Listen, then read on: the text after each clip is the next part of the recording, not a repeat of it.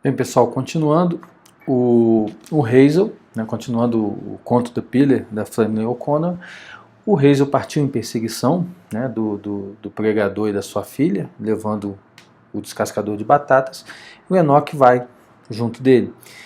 E o Enoch tenta, né, conversar com ele o tempo todo, convida ele para ir para a festa, para ir até para um bordel. Então você vê aí a figura do Enoch como o diabo, né, que quer tirar o Hazel da direção que ele estava seguindo, que é a direção do espírito, né, a direção do anjo bom, que é o pregador. E eles vão andando na rua, toda hora o Hazel tenta se afastar dele, diz adeus, adeus, adeus, e o Enoch continua. O Enoch conta a história dele também, que ele está só há 2 meses na cidade. Ele viveu um tempo com uma senhora que tentou dar uma educação religiosa para ele, chegou a botar ele em escola bíblica, mas ele criou confusão, saiu de lá. E diz ele, né, que chegou a rezar a Deus que desse para ele uma solução que não fosse ele matar a senhora e ir para a prisão. Então um dia ele tira as calças, entra no quarto dela, puxa a coberta e ela tem um infarto. E é assim que ele consegue se livrar da senhora. Né? O conto não diz se ela morreu ou não morreu. Volta para o pai dele, e aí agora ele está lá em Atlanta. Então veja, o tempo todo o Enoch está querendo tentar o Hazel. E o Hazel chega finalmente, encontra o pregador sentado na escadaria de um prédio, estava cheio de carros, com colunas, parece que é uma espécie de prédio governamental, onde alguma coisa, né, uma reunião de pessoas estava acontecendo lá dentro. O Enoch diz aqui, que aquilo não é um cinema e nem uma igreja, né? Então faz essa distinção. E o pregador levanta quando escuta os passos, esticando aquele panfleto que ele estava vendendo, né? E a menina faz o alerta para ele. Não é ninguém, só apenas aqueles 2 rapazes que vieram aqui fazer troça. Né? Eu não compreendo bem o papel dessa menina como guia do cego, mas pode me sugerir ela ser um símbolo também da igreja, né? De Enoque como aquela ligação com o transcendente, o símbolo da transcendência, e aquela menina com todas as suas falhas e verdades ali como, de repente, um símbolo da igreja. E ele diz, né, o pregador diz, eu sabia que alguém estava me seguindo. Coisa que o Hazel responde, eu não estava te seguindo, eu estava seguindo a menina. Eu estava seguindo ela, para entregar o descascador de batata. E porque ela tinha me olhado, né, com aquele olhar estranho que devolver, e a menina disse para ele, não, que não fez olhar nenhum, etc. Né? E aqui é interessante, agora eu vou ter que começar a acompanhar aqui na leitura, porque os diálogos agora se tornam muito mais importantes do que na situação anterior. E uma das coisas que a menina fala é que ele tinha pego o panfleto, tinha cortado, picado e jogado como se fosse sal. Né?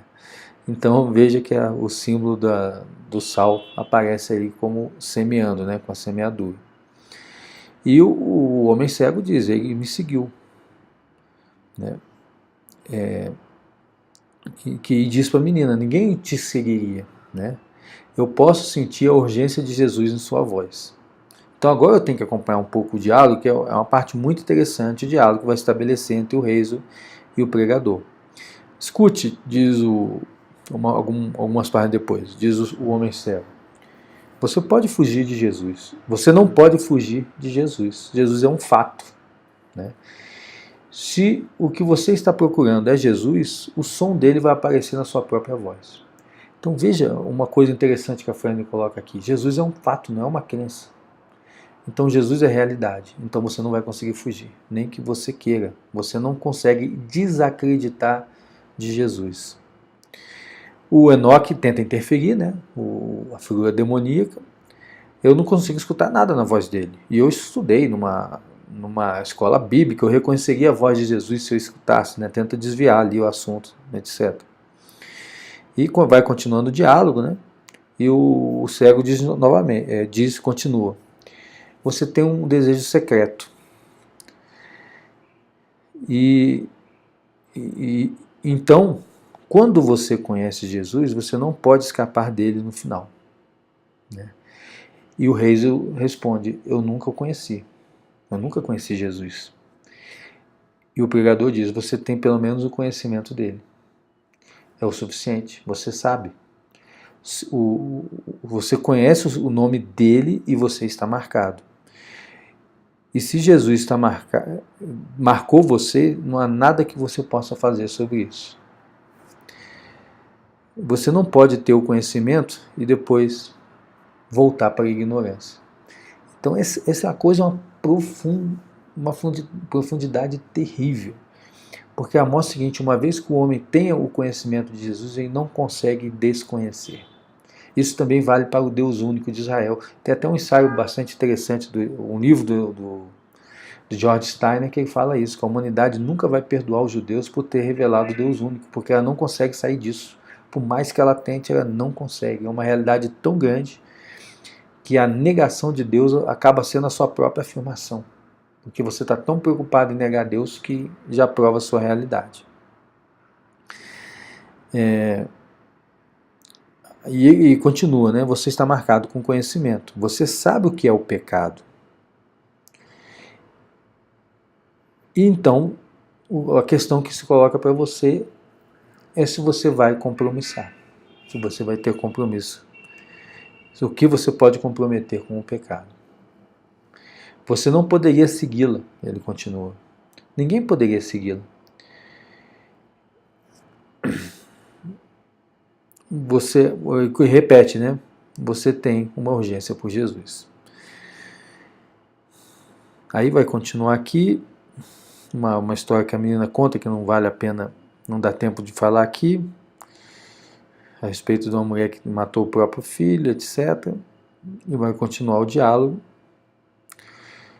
Aí, mais à frente, o pregador continua: você está aqui, você me seguiu aqui, porque você está em pecado. Mas você pode ser um testemunha do Senhor. Arrependa-se. Vá para o alto das escadas, suba aquela escadaria, né?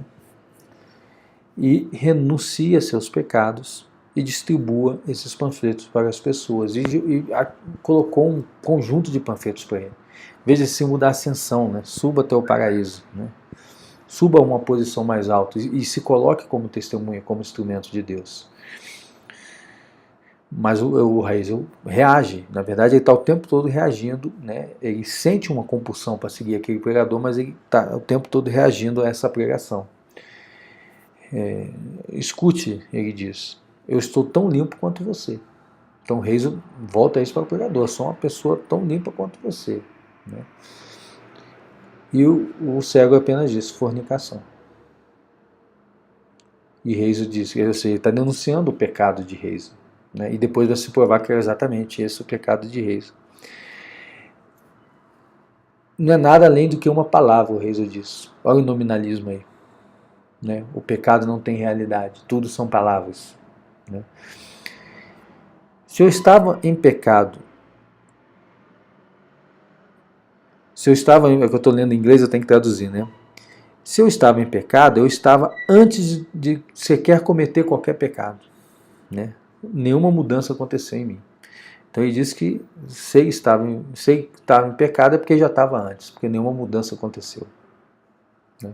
Como se tirasse a responsabilidade. E diz mais: eu não acredito em pecado. Tire suas mãos de mim. Então veja que o Heisel está reagindo.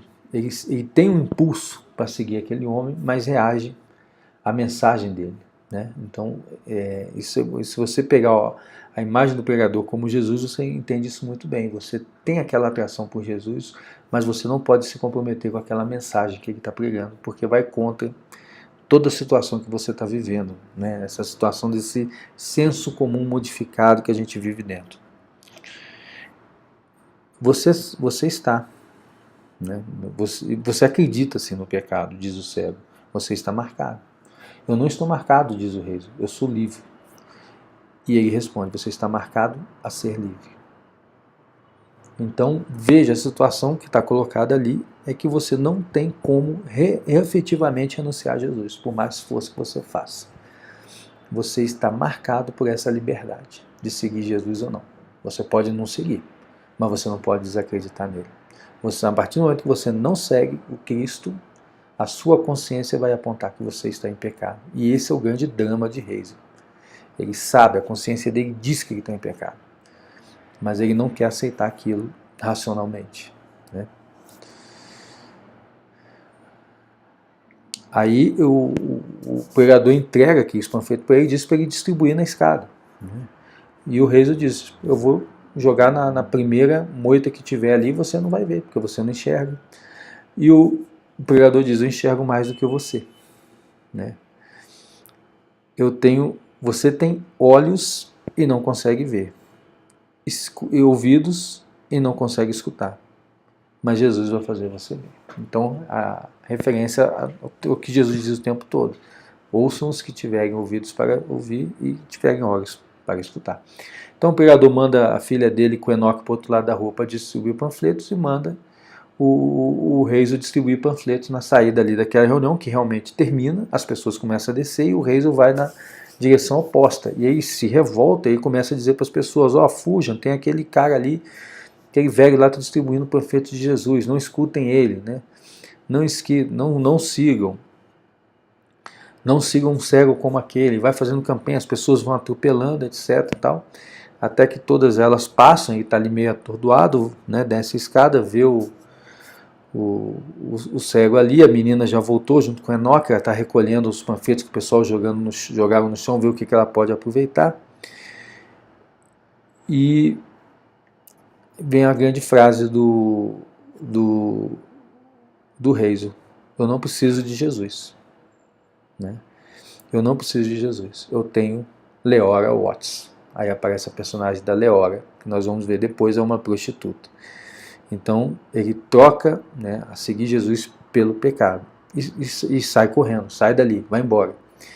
E escuta só a voz do pregador dizendo: Shrike, Shrike, meu nome é Asa Shrike, quando você precisar de mim.